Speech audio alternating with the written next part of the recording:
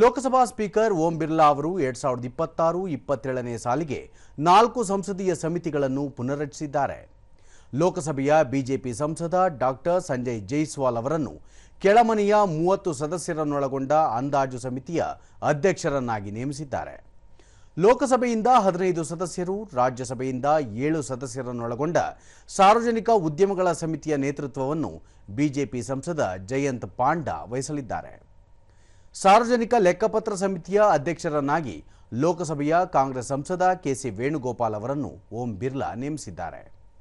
ಇದು ಲೋಕಸಭೆಯ 15 ಸದಸ್ಯರು, ರಾಜ್ಯಸಭೆಯ 7 ಸದಸ್ಯರನ್ನು ಒಳಗೊಂಡಿರಲಿದೆ. ಪರಿಶಿಷ್ಟ ಜಾತಿ ಮತ್ತು ಪರಿಶಿಷ್ಟ ಪಂಗಡದ ಕಲ್ಯಾಣ ಸಮಿತಿಯ ನೇತೃತ್ವವನ್ನು ಲೋಕಸಭೆಯ ಬಿಜೆಪಿ ಸಂಸದ ಫಗ್ಗನ್ ಸಿಂಗ್ ಕುಲಾಸ್ತೆ ವಹಿಸಲಿದ್ದಾರೆ.